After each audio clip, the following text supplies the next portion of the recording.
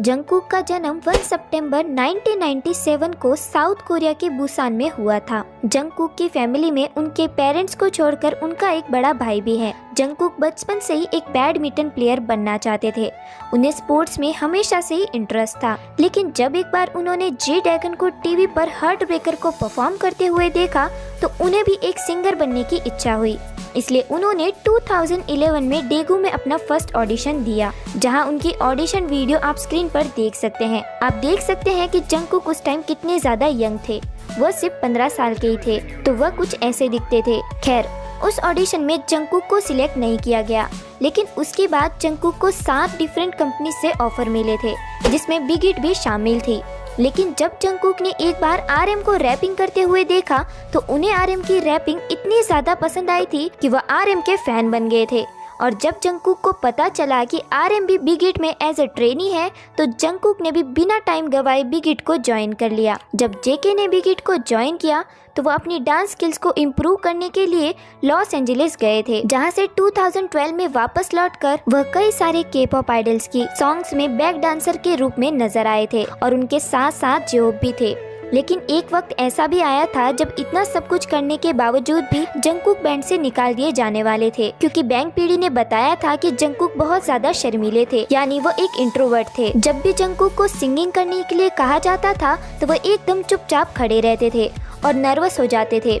इसलिए bang PD को लगा कि जेके कुछ भी नहीं कर पाएंगे। लेकिन उस टाइम जेके की लाइफ में एक ऐसा पर्सन आया जिसने जंगकुक को बैंड से निकाले जाने पर बचा लिया। जी हाँ, हमारे प्यारे वी। दोस्तों, वी के आने के बाद जेके ने उनसे बात करनी शुरू की। उनकी काफी अच्छी फ्रेंडशिप हो गई थी और जंगकुक में वी की वजह से काफी ज्यादा कॉन्फिडेंस आने लगा था। और अगर वी नहीं होते तो आज जेके भी बीटीएस में नहीं होते। और दोस्तों, जेके ने अपनी ग्रेजुएशन 2017 में कंप्लीट करी थी। वह ट्रेनी के साथ साथ पढ़ाई भी करते थे। उनको पढ़ाई में ज्यादा इंटरेस्ट नहीं था, वह स्पोर्ट्स आर्ट्स में काफी ज्यादा इंटरेस्ट थे। इसलिए आज वह बीटीएस के मल्टी टैलेंटेड मेंबर के नाम से भी जाने जाते हैं। Jungkook sports, arts, singing, dancing, cooking और भी कई सारी चीजों में माहिर हैं। लेकिन दोस्तों, आप ये जानकर हैरान हो जाओगे कि जंगकुक ने अपनी ट्रेनिंग डेज में काफी कुछ झेला है। उनको बिग हिट के कई स्टाफ द्वारा मिसट्रीट किया गया था, बल्कि फैंस तब ज्यादा शॉक हो गए थे जब उन्होंने एक वीडियो में देखा कि एक स्टाफ ने जंगकुक पर हाथ उठाया था। हालांकि उस टाइम जंगकुक से 15 या 16 साल के थे, इसलिए उन्होंने कुछ भी नहीं बोला था और वो एकदम चुपचाप खड़े रहे थे। लेकिन बाकी मेंबर्स की शिकायत करने पर उस स्टाफ को निकाल दिया गया था। लेकिन उसके बाद भी जंगकुक से काफ़ी ज़्यादा ओवरवर्क कराया गया था।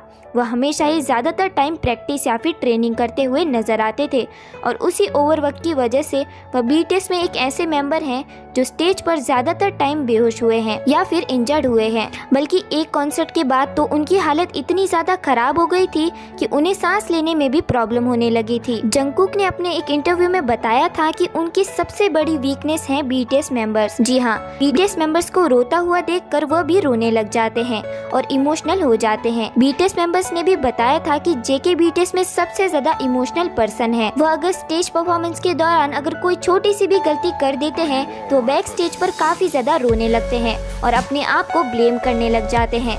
जंगकुक अपनी फैंस यानी आर्मी से भी काफी ज्यादा प्यार करते हैं।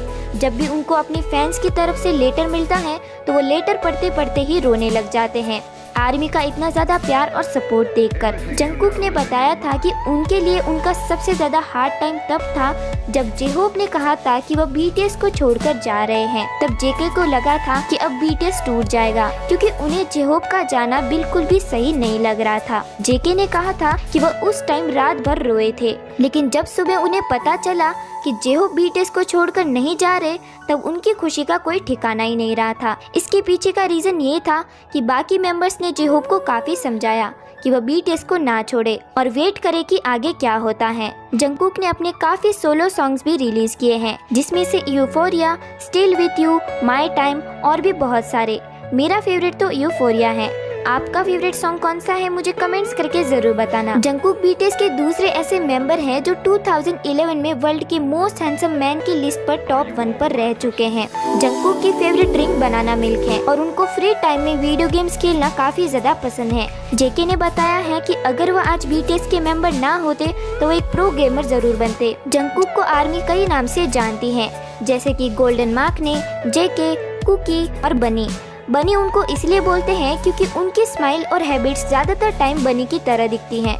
जंगकुक को माइक्रोवेव से काफी ज्यादा डर लगता है, यहाँ तक कि उन्होंने बताया कि उन्हें अकेले रहने से भी काफी ज्यादा डर लगता है। और जेके ने बताया है कि उन्हें ऐसे लोग बिल्कुल भी पसंद नहीं जो उन्हें जानबूझकर इग्नोर करे। तो ये थी हमारे गोल्डन मार्क ने यानी जंगकुक की लाइफ स्टोरी। इससे हमें ये सीखने को मिलता है कि एक कामयाब आदमी बनने के लिए एज मैटर नहीं करती, मैटर करता है तो हमारा हार्डवर्क और हमारा पैशन।